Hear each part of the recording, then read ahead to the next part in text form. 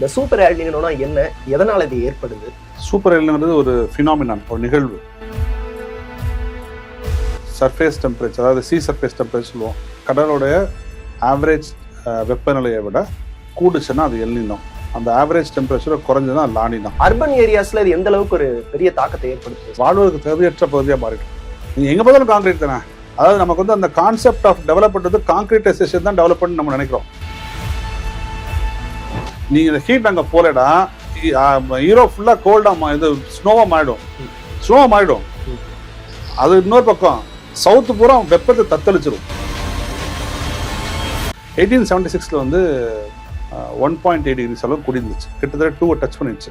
அப்போதான் தமிழ்நாட்டில் தாது வருஷ பஞ்சம் வந்துச்சு. கிட்டத்தட்ட தமிழ்நாட்டில் 1/3 மக்கள் உயிரிழந்தார்கள்.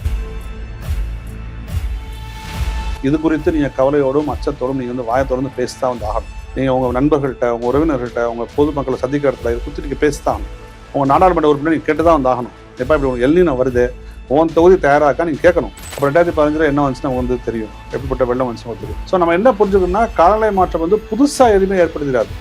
இருக்கின்ற எல்லா விஷயங்களும் தீவிரப்படுத்தும்.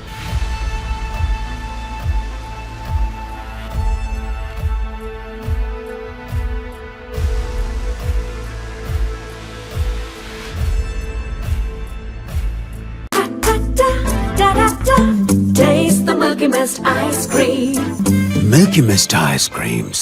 குளு குளுன்னு காத்து வீசுது.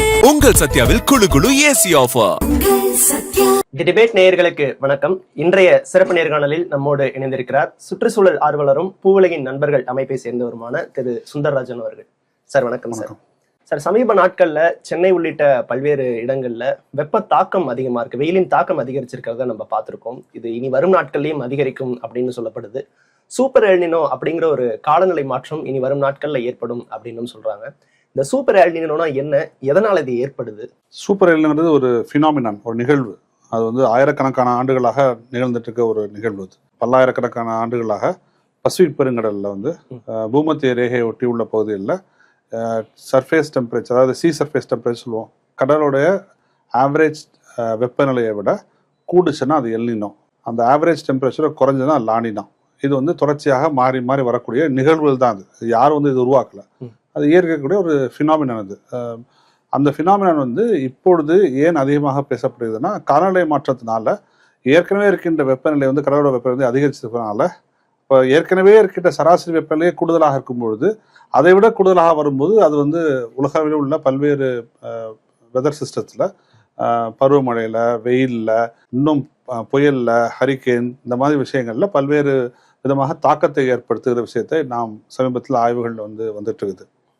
ஸோ இந்த எல்னினோ லானினாங்கிறது இயற்கையில் நிகழக்கூடிய ஒரு நிகழ்வு. அது அதை யாரும் உருவாக்கல. ஆனால் அதோட தீவிரத்தன்மை அதிகரிச்சிருக்கு காலநிலை மாற்றம். அதோடைய இன்டென்சிட்டியை, அதோடைய ஒரு நிச்சயமற்ற தன்மையை அதிகரிச்சிருக்குன்னு நம்ம வந்து சொல்லலாம். அது ஒரு ஸ்பானிஷ் ஃபிஷர்மேன் வந்து கடலில் போகும்போது இந்த டெம்பரேச்சர் அதிகரிக்கிறது வந்து பார்க்குறாங்க. அவங்க வந்து ஒரு பேர் வச்சது தான் எல்னினோங்கிற பேர். அது வந்து குழந்தை இயேசு கிறிஸ்துவை குறிப்பதாக கூட வந்து ஒரு குறிப்பு வந்து இருக்குது. அதோட பேர் தான் எல்னினோன்னு வந்து சொல்கிறாங்க. ஸோ ஒரு எல்னினோ ஃபினாமினாங்கிறது தொடர்ச்சியாக இப்போ 2023-24 வந்துச்சு. தொடர்ச்சியாக 2 ஆண்டுகள் அந்த மாதிரி வந்து 3 ஆண்டுக்கு ஒரு பிறகு எல்னினோ ஃபினாமினா வந்துட்டே இருக்கும். அதுக்கு அப்படியே எல்னினோ முடிஞ்சோடனே நியூட்ரல் ஃபேஸ்ன்னு சொல்லுவாங்க. எல்னினோ கிடையாது, லானினோ கிடையாது. அப்படின்னா என்ன அர்த்தம்னா, அந்த கடலோட டெம்பரேச்சர், பெருங்கடலோட டெம்பரேச்சர் வந்து கான்ஸ்டன்டா இருக்கும், சராசரி வெப்ப அளவில் இருக்கும். அந்த வெப்ப அளவு கூடும்போது எல்னினோ, குறையும் போது லானினோ. இது லானினா, இதுதான் வந்து இவ்வளவு நாள் இருந்தக்கூடிய ஒரு விஷயம். இந்த வருஷம், இந்த முறை ஏன் ரொம்ப அதிகமாக பேசப்படுது, ஏன் கவலையோட பார்க்கப்படுதுன்னா, இந்த ஆண்டு சூப்பர் எல்னினோ வரும்னு சொல்லி சொல்றாங்க. இதுக்கு முன்னாடி எப்ப சூப்பர் எல்னினோ பார்த்திருக்கோம் அப்படி பார்த்தீங்கன்னா 2015 பார்த்திருக்கோம். அப்புறம் 2015 என்ன வந்துச்சுன்னா வந்து தெரியும், எப்படிப்பட்ட வெள்ளம் வந்துச்சுன்னு தெரியும். அதை விட முக்கியமான விஷயம், இன்னைக்கு வரக்கூடிய சூப்பர் எல்னினோ வந்து 1876ஆம் ஆண்டு வந்த அளவுக்கான ஒரு தாக்கத்தை வந்து ஏற்படுத்தும்னு சொல்லி நோவான்னு சொல்லக்கூடிய அமெரிக்காவை சேர்ந்த பெருங்கடல் மற்றும் வளிமண்டல ஆராய்ச்சி அமைப்பு வந்து சொல்லிடுச்சு. அது வந்து ஒரு 2 மாதங்கள் முன்பாக அந்த அறிக்கை வந்து எல்னினோ ஏற்படுத்தக்கூடிய மாற்றம் அப்படிங்கிறது வெப்பநிலை பிளஸ் மழை, இது ரெண்டும் கலந்ததாக இருக்குமா சார்? அது காலத்துக்கு ஏற்ற மாதிரி மாறுதா சார்? எந்த ஏரியாவில் எந்த மாதிரி விளைவுகளை ஏற்படுத்தும் சொல்லலாம். இப்போ அதோட தாக்கம் வந்து இந்தியாவில் தென்மேற்கு பருவமழை அதிகமாக தாக்கம் இருக்கும். அதனாலதான் IMD இந்திய வானிலை மையம் வந்து இந்த ஆண்டு தென்மேற்கு பருவமழை குறைவாகத்தான் பெய்யும்னு சொல்லிச்சு. கேரளால நேரம் மழை பெய்யணும். இப்ப நாளை மறுநாள் ஆரம்பிக்குதுன்னு ஆக்சுவலா மே 31 கேரளால வந்து மழை ஆரம்பிக்கணும். சரியா, இன்னைக்கு நம்ம வந்து ஜூன் 4ஆம் தேதி ஆயிடுச்சு, 3ஆம் தேதி ஆயிடுச்சு. ஸோ இன்னும் ஆரம்பிக்கணும், இன்னொரு 3 நாள் கழிச்சு தான் வந்து ஆரம்பிக்கும்னு சொல்றாங்க. ஸோ இது வந்து லாங் டேர்ம் ஆவரேஜ் சொல்லுவாங்க. இப்ப இந்தியாவோட மழைப்பொழிவுல எவ்வளவு மழைப்பொழிவு இருக்கோ அதுல 75% வந்து சவுத் வெஸ்ட் மான்சூன் தான், தென்மேற்கு பருவமழை தான். அப்ப தென்மேற்கு பருவமழையில வந்து இந்த எல்னினோட தாக்கம் ஏற்படுறதுனால அது சராசரி மழைப்பொழிவு குறைஞ்சதுன்னா நமக்கு வந்து மழைப்பொழிவு குறையும், நமக்கு வந்து பஞ்சம் ஏற்படலாம், நமக்கு வந்து தண்ணீர் பற்றாக்குறை ஏற்படலாம். அந்த மாதிரி விளைவுகள்லாம் ரொம்ப கடுமையானதாகும். கடந்த 35 ஆண்டுகள்ல எந்தெந்த ஆண்டுகள்ல வந்து எல்னினோ தாக்க அறிவிச்சிருக்காங்களோ அந்த அந்த ஆண்டுகள்லாம் ஒரு பெரிய மழைப்பொழிவு வந்து குறைவதை நாம் பார்த்துதான் இருக்கோம். பிளஸ் சவுத் வெஸ்ட் மான்சூன் வந்து கிளைமேட் சேஞ்சால ஏற்கனவே வீக் ஆகிட்டு இருக்குது. நீங்க கடந்த 35 ஆண்டுகள் டேட்டா எடுத்து பார்த்தீங்கன்னா அதுல 18 ஆண்டுகள் வந்து மழைப்பொழிவு குறைவு. ஸோ எல்னினோ தாக்கம் வரும்போது இன்னும் கொஞ்சம் கூடுதலாக வந்து தாக்கத்தை வந்து ஏற்படுத்தும். ஸோ நம்ம என்ன புரிஞ்சுக்கணும்னா காலநிலை மாற்றம் வந்து புதுசா எதுவுமே ஏற்படுத்திடாது, இருக்கின்ற எல்லா விஷயங்களும் தீவிரப்படுத்தும். இன்டென்சிட்டி அதிகமாகும், புயலோட இன்டென்சிட்டி அதிகமாகும், வெயிலோட இன்டென்சிட்டி அதிகமாகும். இந்த மாதிரி வெயில் அதிகமா இருந்திருக்கா, முன்னாடியே அதிகமா இருந்திருக்கும். ஆனா இப்ப அந்த வெயிலோட இன்டென்சிட்டி வந்து கடுமையாக இருக்கும். நீங்க வந்து சர்வசாரமா சென்னையில இருந்து 42 டிகிரி செல்சியஸ் வந்து பதிவாரதை வந்து பார்க்க முடியும். காலை விடியல் கூட நம்ம நேரமே பார்க்க முடியுது. 5 மணி 6 மணிக்குள்ளே நமக்கு விடியலும் தென்பட்டுறது. வெயிலின் தாக்கமும் ஒரு 7 மணில இருந்து அதிகமா இருக்கிறதையும் நம்ம பாக்குறோம். ஆமா, நீங்க வந்து முன்னாடி 3 மணிக்கு மேல சீ பிரீஸ் உள்ள வந்து சொல்லுவாங்க, சென்னையில கடல் காற்று உள்ள வந்து சொல்லுவாங்க. இப்ப வருதானே? வரல, வந்தா ரொம்ப ஸ்லோ வருது. ஏன் முன்னாடி ஸ்லோ ஏன் வருது? இங்க இருக்கின்ற வெப்பம் வந்து சூடாக அந்த ரொம்ப லைட்டாக இப்படி மேலே போகும். ஸோ கீழே வந்து ஒரு லோ ப்ரெஷர் அல்லது ஒரு வேக்யூம் வந்து ஃபார்ம் ஆகும். கடல் குளிர்ந்திருந்தனால கடல் காற்று வந்து ஹை ப்ரெஷராக இருக்கும். எப்போ ஹை ப்ரெஷர் இருந்து லோ ப்ரெஷர் தான் வந்து வரும். ஸோ காற்று வந்து அங்கேருந்து 3 மணிக்கு அப்புறம் இங்கே நிலப்பரப்புக்கு வந்துடும். இன்னைக்கு கடலே வெப்பமாயிருச்சு. ஸோ அதனால் காற்று வந்து வரமாட்டேங்குது. சென்னை 3 மணி வந்து 5 மணி வந்து இரவு 8 மணி கூட காலைல 11 மணி தான் இருக்குது சென்னை. ஸோ இந்த மாற்றங்களை நிகழ்த்துவது வந்து காலநிலை மாற்றத்தினால் நிகழ்ந்து கொண்டு இருக்குது. அது எல்னினோ காலகட்டம் என்பது மிக மிக ஒரு சவாலான காலகட்டமாக நிச்சயமா இருக்கணும்னு சொல்லலாம். ஓகே சார், இப்போ ஏற்கனவே நம்ம இந்த மிடில் ஈஸ்ட் வார்னால நிறைய விலைவாசி உயர்வுகளை நம்ம சந்திச்சுட்டு இருக்கோம். ஸோ இந்த எல்னினோவால என்னென்ன பொருளாதார நெருக்கடிகள் நமக்கு ஏற்படுறதுக்கான ஒரு வாய்ப்பு? 1876 ஏற்பட்ட எல்னினோ அளவுக்கான நம்ம டிஃபரண்ட் ஸ்டேஜஸ் ஆஃப் எல்னினோ புரிஞ்சுக்கணும். வெறும் எல்னினோனா ஒரு 0.6 இருந்து 0.8 டிகிரிஸ் கூடும். Surface temperature, C surface temperature எவ்வளோ இருக்குதோ அதுலேருந்து 0.8 அந்த மாதிரி குடிச்சுன்னா அது எல்னினோ. ஒரு 1.2 குடிச்சுன்னா அது ஸ்ட்ராங் எல்னினோ. 1.52 குடிச்சுன்னா அது வந்து சூப்பர் எல்னினோ. ஸோ இதுதான் டிஃபரன்ஸு. சரியா, 1876 வந்து 1.8 டிகிரிஸ் அளவு குடிந்துச்சு, கிட்டத்தட்ட 2 டச் பண்ணிடுச்சு. அப்போதான் தமிழ்நாட்டில் தாது வருஷ பஞ்சம் வந்துச்சு. கிட்டத்தட்ட தமிழ்நாட்டில் 1/3 பங்கு மக்கள் உயிரிழந்தார்கள். பஞ்சம் காரணம், சாப்பாடு கிடைக்கல, பஞ்சம், வெயில், இவையெல்லாம் சேர்ந்து கிட்டத்தட்ட 1/3 பங்கு மக்கள் வந்து உயிர் நீத்தார்கள் தமிழ்நாட்டில்.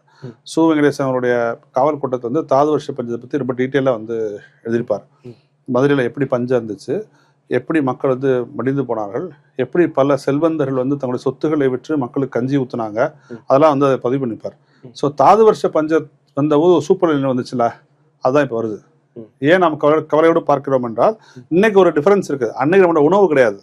இன்னைக்கு நம்ம 600 லட்சம் டன் உணவு வச்சிருக்கோம். கோதுமையும் சரி, அரிசியும் சரி, நம்முடைய 3 ஆண்டு தேவைக்கான விஷயத்தை நம்ம வந்து வச்சிருக்கோம், இப்போ வச்சிருக்கோம். இருந்தாலும் அது உணவு உற்பத்தியில ஒரு தாக்கத்தை ஏற்படுத்தும். நிச்சயமா இருக்கும். இந்த வருஷம் குறுவையிலயோ சம்பாலையோ ஏற்படக்கூடிய உணவு உற்பத்தி கடுமையாக பாதிக்கப்படும். ஸோ என்ன ஒரு அட்வான்டேஜ் ஆனா அடுத்த வருஷம் அதுக்கு அடுத்த வருஷம் சரியாயிரும்.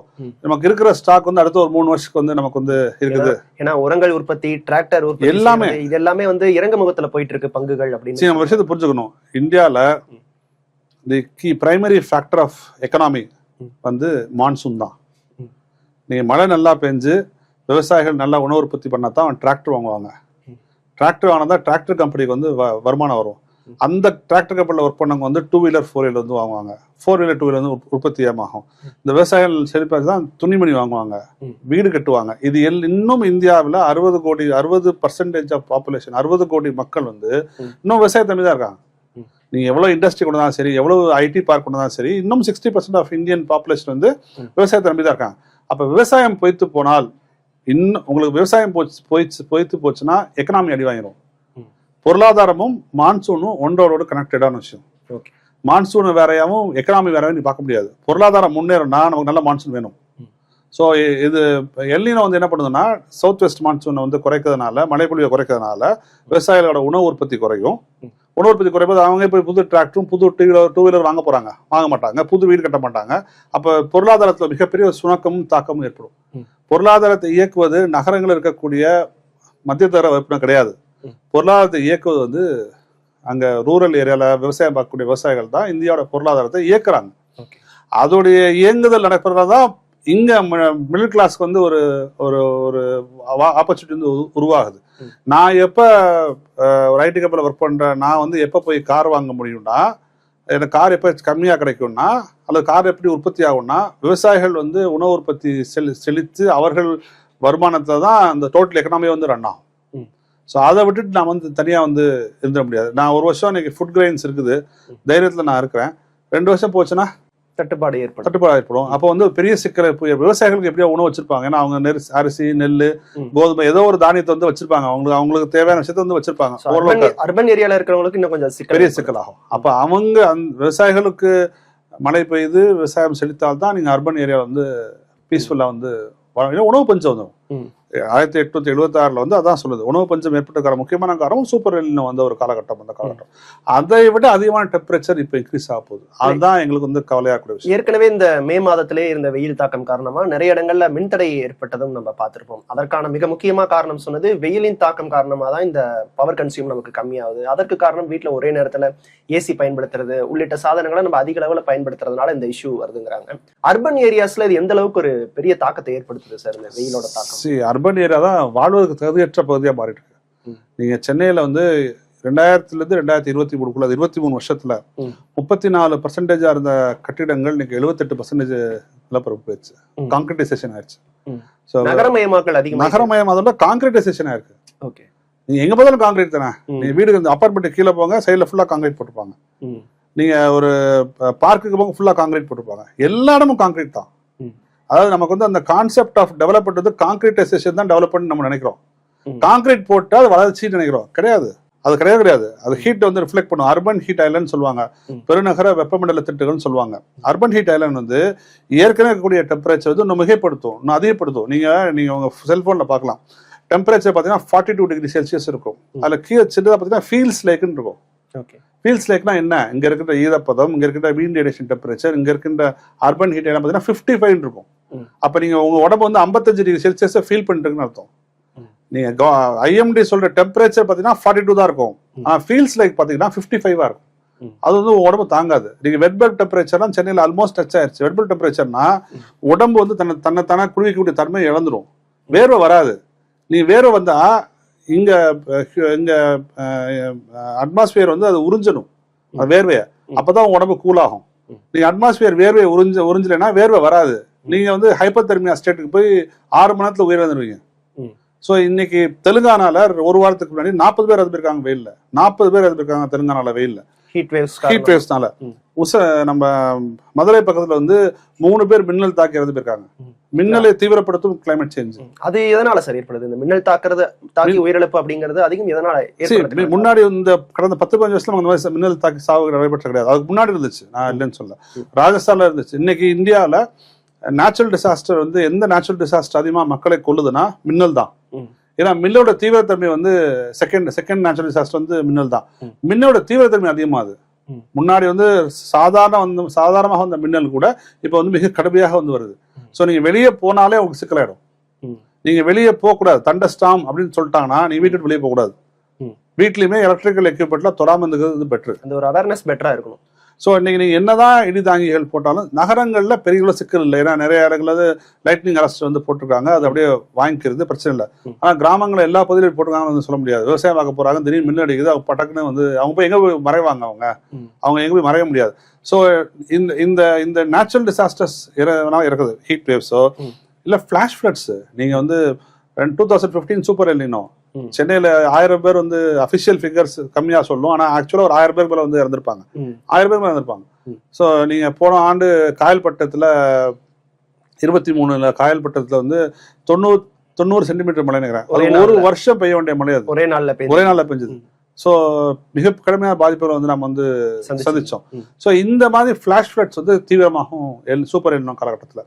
குறிப்பாக சென்னை, கடலூர், நாகப்பட்டினம், தூத்துக்குடி போன்ற பகுதிகள் வந்து இந்த ஃபிளாஷ் ஃப்ளட்ஸுக்கு தயாராகணும். சென்னையோட இன்டீரியர்ஸ் வந்து ஹீட் வேவ்ஸ்க்கு தயாராகணும். மதுரை, தர்மபுரி, சேலம் இங்கெல்லாம் வந்து நீங்க ஹீட் வேவ்ஸ் தயாராகணும். நீங்க சென்னை போன்ற கோஸ்டல் கடற்கரை நகரங்கள்ல வந்து ஹீட் வேவ்ஸ்க்கு தயாராகணும், ஃபிளாஷ் ஃப்ளட்ஸ்க்கும் தயாராகணும். Okay sir. அதே போல இந்த சூப்பர் எல்னினோ தயார் கொள்றதுக்கு மக்களுக்கு எந்த மாதிரியான அறிவுரைகளை அவங்க பின்பற்றணும், அரசு இது வரைக்கும் என்னென்ன நடவடிக்கைகள் எடுத்திருக்காங்க சார் இது தொடர்பா? இந்த சூப்பர் எல்னினோ சூப்பர் எல்னினோ எதிர்கொள்வதற்கு அரசு தயாராக கேட்டா தயாராக இல்லைன்னு தான் சொல்லுவோம். அவன் சூப்பர் எல்னினோ பத்தி எங்கேயும் டிஸ்கஷன் வந்து எங்களுக்கு தெரியல, இது வரைக்கும் தெரியல எனக்கு. அந்த செய்திகள் எங்கேயும் வரல. இந்த மாதிரி முதலமைச்சரோ அல்லது வருவாய்த்துறை அமைச்சரோ அல்லது பேரிடர் பொறுப்பு இருக்கக்கூடிய வருவாய்த்துறை அமைச்சரோ இந்த மாதிரி நாங்கள் சூப்பர் எல்னினோக்காக அரசு ப்ரிப்பேர் ஆகிறதுக்காக நாங்கள் கூட்டம் போட்டோம், நாங்கள் உயர் அதிகாரிகளை கூப்பிட்டோம், சிவில் சொசைட்டி குரூப்ஸ்லாம் கூப்பிட்டோம், நாங்கள் டிஸ்கஸ் பண்ணிக்கோன்னு சொல்லி இதுவரைக்கும் எந்த தரவும் வந்து நமக்கு வந்து வரல. ஸோ அவங்க தயாராக இருக்காங்களா இல்லையான்னு சொல்லி தெரியல. என்னை பொறுத்தப்பட்ட தயாராகவில்லை தான் நான் வந்து சொல்லுவேன். எனக்கு தெரிஞ்ச எனக்கு கிடைச்ச தரவுகளின் அடிப்படையில் வரக்கூடிய செய்திகள் அடிப்படையில் அரசு வந்து தயாராகவில்லை என்பதை நம்மளால சொல்ல முடியும். ஒரே ஒரு ப்ளஸ் பாயிண்ட் என்னன்னா உணவு பஞ்சம் வராது. ஏன்னா நம்ம வந்து உணவு வந்து போதுமான அளவுக்கு இப்போ ஸ்டாக் வச்சிருக்கோம். ஸோ மக்கள் யாரும் பட்டினிலாம் சாக மாட்டாங்க. ஆனா வெயிலுக்கு என்ன பண்ண போறாங்க, ஃபிளாஷ் ஃப்ளட்ஸ்க்கு என்ன பண்ண போறாங்க, சென்னை மாதிரி நகரங்கள்ல எப்படி தயாராக போறோம், எவ்வளவு ப்ரிப்பேர்ட் ஆக போறோம், அதுக்குரிய சென்டர்ஸ் நம்ம வச்சிட்டோமா, மக்களை வந்து இப்போ நீங்க என்னன்னா நீங்க நிறைய பேர் வந்து கிக் ஒர்க்கர்ஸ் இருக்காங்க. ஸ்விக்கி, சொமேட்டோ, அமேசான் இப்படி டெலிவரி பண்றதுதான் அதிகமா இருக்கு சென்னை நேரத்துல. அதிகமா நீங்க 11 மணில இருந்து 3 மணிக்கு வெளியே வராதுன்னு சொல்றாங்க. அது வெளியே வரக்கூடாது தான், அது கரெக்ட் தான், அது நான் அதை தப்பா சொல்ல. ஆனா அவங்களுடைய வாழ்வாதாரம்ல அது எல்லாருக்கும் அது பொருந்தாது. எப்படி அவங்க என்ன பண்ணுவாங்க, நீங்க ஒரு ஃபுட் பாக்கெட்டையோ அல்லது ஒரு பொருளையோ போய் டெலிவரி பண்ணா உங்களுக்கு காசு வரும். அவங்க டெலிவரி பண்ணாம இருந்துட்டு அவங்க வந்து வீட்டுல ரூம்ல வந்து படுத்து தூக்கிடுவாங்க. ஏன்னா வெயில போகக்கூடாது, வெயில் மோசமா இருக்கும். அது கரெக்ட், நான் அரசோட வழிகாட்டு இதை வந்து நான் தப்பு சொல்ல. அப்படி வெளியே ஆனா அவங்க லைவ்லிஹுட் போச்சு, என்ன பண்ணுவாங்க அவங்க? இப்ப நீங்க செய்தி சேகரிக்கக்கூடிய நீங்க வெளியே போகக்கூடாது, நீங்க அப்ப உங்களுடைய வேலை சம்பந்தப்பட்ட விஷயம் பாதிக்கப்படும். விவசாய கூலி தொழில வெளியே போக முடியாது, வேலை வாய்ப்பு போச்சு. நீங்க ஆட்டோ ஓட்டுறவங்க என்ன பண்ணுவாங்க, நடைபாதையில கடை வைத்திருப்பவங்க என்ன பண்ணுவாங்க, ரிக்ஷா ஓட்டுறவங்க என்ன பண்ணுவாங்க, கன்ஸ்ட்ரக்ஷன் ஒர்க்கர்ஸ் என்ன பண்ணுவாங்க, இவங்களுக்குலாம் வந்து லைவ்லிஹுட் சம்பந்தப்பட்டு நீங்க விரும்புறீங்களோ 80% ஆஃப் பாப்புலேஷன் வந்து இன்னும் நாம வந்து அன்ஆர்கனைஸ் செக்டர்லாம் ஒர்க் பண்றோம். ஆர்கனைஸ் செக்டர்ல ஒர்க் பண்ணது 20% தான். நமக்கு 1 டிகிரி செல்சியஸ் உயர்ந்துச்சு அப்படின்னா எப்ப இன்னைக்கு 42 இல்லப்பா 43 அரசு ஐஎம்டி சொல்லுச்சுன்னா நான் உடனே ரிமோட் எடுத்து ஏசியை வந்து 25 24 வச்சிருவோம். நம்மளோட வேலை அதோட முடிஞ்சு போச்சு. மிடில் கிளாஸ்க்கு வந்து 1 டிகிரி இன்க்ரீஸ் என்பது ஏசியில வந்து 1 டிகிரி குறைக்கிறது, அவ்வளவுதான். ஆனா நீங்க வெளிமொழி வாழக்கூடிய மக்கள் இருக்காங்கல்ல, அந்த மார்ஜினலைஸ்டு சொசைட்டிஸ் இருக்காங்கல்ல, அவங்களுக்கு இது ஒரு வாழ்வாதார இழப்பு. அவங்க வந்து வெளியே போக முடியாது, வேலை செய்ய முடியாது, அவங்களுடைய அன்றாடம் செய்யக்கூடிய விஷயங்கள் செய்ய முடியாது. பள்ளிகள்ல மாணவர்கள் வந்து பள்ளிகளும் திறக்க இருக்கு, அவங்க கடுமையா கஷ்டப்படுவாங்க. நீங்க வந்து ஒரு ஸ்டடியே வந்து இருக்கு, ஹீட் வந்து படிக்கிறத குறைக்குதுன்னு சொல்லி, அது இயல்பு. குற்றங்கள் அதிகமாகும், கொலைகள் அதிகமாகும், தகராறுகள் அதிகமாகும். நீங்க அது இயல்பு. ஏன்னா நீங்க வெயில்ல போயிட்டு வருவீங்க, எவனா ஒருத்தர் சும்மா ஒரு வார்த்தை சொல்லுவா புலார அரைஞ்சிருவீங்கல்ல. ஏன்னா அது வேர்த்து விறுவிறுத்து வருவீங்க. ஒருத்தர் ஏதாவது சும்மா உங்களை மென்டலி அது நம்மள பாதிக்கும், ஆப்வியஸா. சோ நீங்க இதுக்கெல்லாம் தயாரா இருக்குமா சென்னை அப்படின்னு கேட்டோம்னா இல்லைன்னு தான் சொல்லணும். அது வந்து இன்னைக்கா நேத்தா நாளைக்கா அப்படிலாம் கிடையாது. இதுக்கெல்லாம் தயார். எப்பவுமே டிசாஸ்டர் பொறுத்த மட்டும் என்ன கூட கேட்பாங்க நிறைய பேர், நீ டிசாஸ்டருக்கு வந்து இவ்வளவு பயன்படுத்துறீ அப்படின்னு கேட்பாங்க. டிசாஸ்டர் மேனேஜ்மெண்ட் பொறுத்த மட்டும் ஒரே ஒரு ஃபண்டமெண்டல் விஷயம் இருக்குது, get prepared for the worst. நீங்க மிக மிக மோசமான விளைவுக்கு தயாராகணும். அதோட கம்மியா இருந்துச்சுன்னா நல்லதுன்னு. அது நீங்க ஒரு 5 லட்சம் மக்கள் பாதிக்கப்படுவாங்க அப்படின்னு ப்ரிப்பேர் ஆகிற இடத்துல ஒரு 50,000 மக்கள் தான் பாதிக்கப்பட்டாங்கன்னா நல்லதுன்னு. அது பாதிப்பு குறைவா இருக்கும்ல. நீங்க வந்து 5 பேர் தான் பாதிக்கப்படுவான்னு ப்ரிப்பேர் ஆயிட்டு இருக்கணுங்கிறது தான் இங்க விஷயம். அவேர்னஸ் இருக்கணும், என்ன செய்யணும்னு தெரியணும், என்ன செய்யக்கூடாதுன்னு தெரியணும். முக்கியமாக நீங்க ஹீட் வேவ்ஸ்க்கு போய் வெளியே போக கூடாது. உங்களுக்கு தாகடு காட்டி பரவாயில்ல தண்ணி குடிச்சுட்டே இருக்கணும். அரசு வந்து சமுதாய கூடங்கள்ல வந்து ORS தண்ணி வைக்கணும். அங்க டெய்லி டெய்லி லேபரர்ஸ்க்கு வந்து அவங்க போய் அங்க ரெஸ்ட் எடுத்துக்கலாம். சமுதாய கூடம் திறந்து விட்டுருக்கணும். நீங்க அங்க தண்ணி ORS இருக்கணும். இதெல்லாம் நீங்க முன்னெச்சரிக்கை நீங்க செய்ய வேண்டிய விஷயங்கள். ஹீட் வேவ்ஸ்க்கு நம்ம அதெல்லாம் செஞ்சிருக்கோமா, அப்படி செஞ்சிருக்கோமா நமக்கு தெரியல. ஃபிளாஷ் ஃப்ளட்ஸ்க்கு என்ன தேவை, நீங்க இன்னும் தூர் வாரிக்கணும், எல்லா கிணலையும் டீசல் பண்ணிக்கணும். ஃபிளாஷ் ஃப்ளட்ஸ்க்கு எல்லா கிணறும் டீசல் பண்ணிக்கணும். இன்னைக்கு ஜூன் மாசம் ஆச்சு. ஸோ தென்மேற்கு பருவமழை வந்து இப்போ ஆரம்பிச்சிடும். நமக்கு நார்த் ஈஸ்ட் மான்சூன் தான் நம்ம தமிழ்நாட்டுக்கு பெருமழையை கொண்டு வரும். ஆனாலும் நம்ம தயாராக வேண்டிய காலத்துக்கு வந்துடுவோம். தயாராக ஆரம்பிச்சிட்டோமா, எவ்வளோ இடத்துல டீசல் டிங் நடக்குது, எத்தனை ஸ்டாம் வாட்டர் டே நம்ம டீசல் பண்ணிக்கோம், எத்தனை ரிவர் மவுத் வந்து டீசல் பண்ணிக்கோம், எத்தனை ஏற்கனவே போடப்பட்ட ஸ்டாம் வாட்டர் சிஸ்டம்ஸ் வந்து எவ்வளோ வந்து நம்ம வந்து கரெக்டாக முடிச்சிருக்கோம். இது எல்லாமே நமக்கு ப்ரிப்பேர் ஆகக்கூடிய விஷயங்கள் தானே. இதெல்லாம் பொதுமக்களுக்கு தேவையான வார்னிங் சிஸ்டத்தை ரெடி பண்ணிக்கோமா. அவங்களுக்கு வந்து கல்யாண மண்டபம், சமுதாய கூடங்கள் வந்து ப்ரிப்பேர் ஆகி வச்சிருக்கோம். திடீர்னு ஃபிளாஷ் ஃப்ளட்ஸ் வருது, நீங்க என்ன பண்ணுவீங்க? நீங்க அப்ப போய் சமுதாய கூடத்தை தயார் பண்ண முடியாதுல்ல, அப்ப போய் கல்யாணம் தயார் பண்ண முடியாதுல்ல, அதான் பண்ணிக்கோமா கேள்வி நமக்கு வந்து இருக்குது. Okay sir. சார், இந்த எல்னினோ லானினா இந்த 2 விஷயங்கள் நீங்க முன்னாடியே சொன்னீங்க சார். இந்த சூப்பர் எல்னினோங்கிறத எந்த கட்டத்துல அதை கணிக்க ஆரம்பிக்கிறாங்க? 1876 இந்த மாதிரியான ஒரு நிகழ்வு இதுக்கு முன்னாடி நடந்தது, நிறைய விளைவுகளை சந்திச்சோம் அப்படின்னு சொன்னாங்க. இப்ப இருக்கிற காலநிலையில நிறைய டெக்னாலஜிஸ் இருக்கு, நீங்க சொன்ன மாதிரி தேவையான உணவு நம்ம கிட்ட இருக்கு, பஞ்சம் ஏற்படுறதுக்கான வாய்ப்பு இல்லை. பட் இந்த லானினா எல்னினோ இது 2ஐயும் தாண்டி இந்த சூப்பர் எல்னினோங்கிறத நம்ம எப்படி ஃபைன் பண்றோம் சார்? ஸோ சர்ஃபேஸ் சீயோட டெம்பரேச்சர் வந்து 1.82 டிகிரிஸ் ஆவரேஜோட போயிருச்சுன்னா அது சூப்பர் எல்னினோ.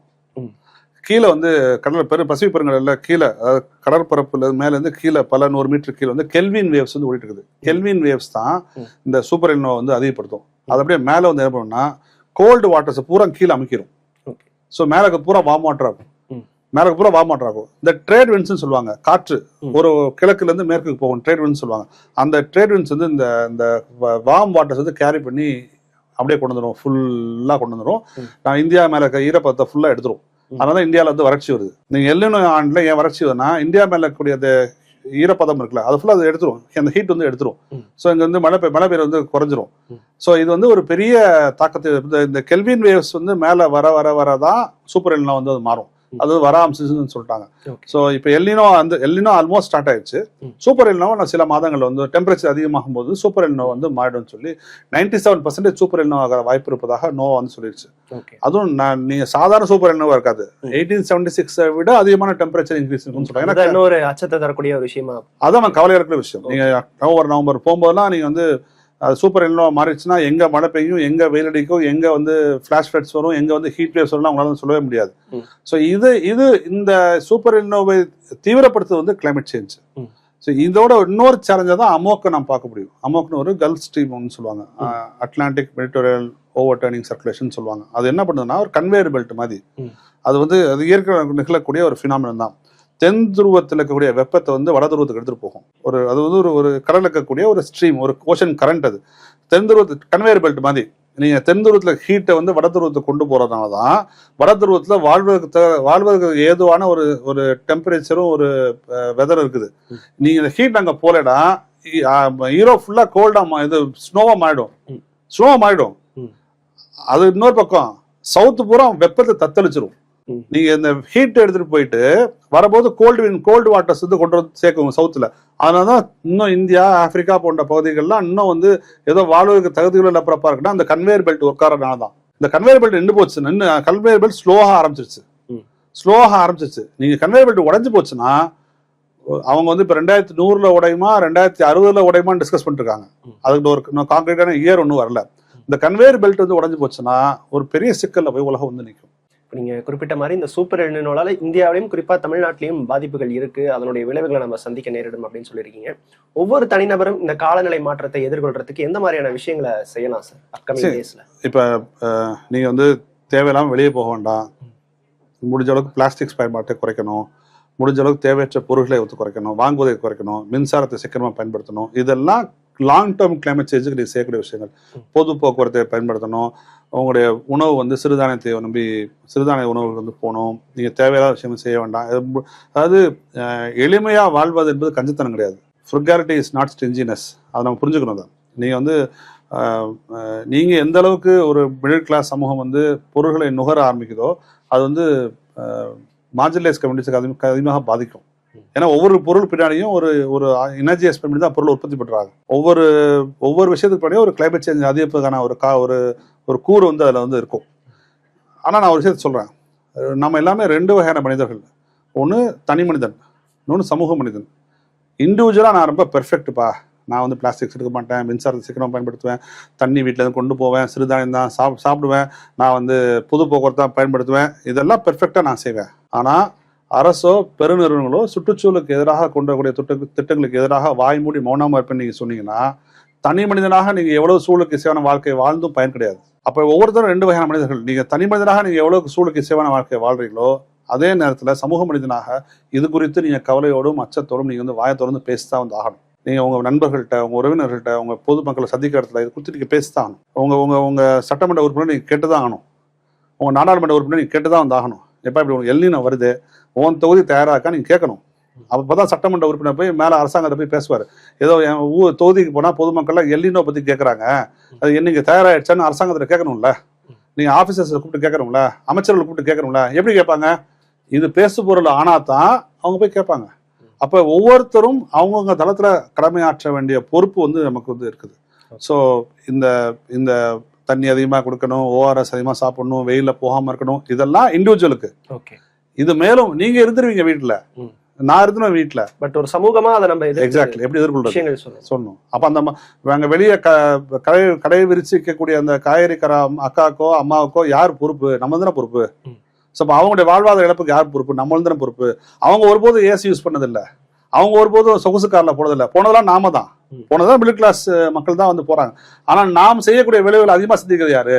அவங்க தான் வந்து விளிம்புநிலை மக்கள் தான் வந்து அதிகமாக சந்திக்கிறாங்க, அதிகமாக வந்து எதிர்கொள்றாங்க. நமக்கு பிரச்சனை இல்லை, நமக்கு வந்து ஏசியை 16 கூட வச்சு தூங்குவோம், நமக்கு பிரச்சனை இல்லை. ஆனால் அவங்களுக்கு அப்படி இல்லை.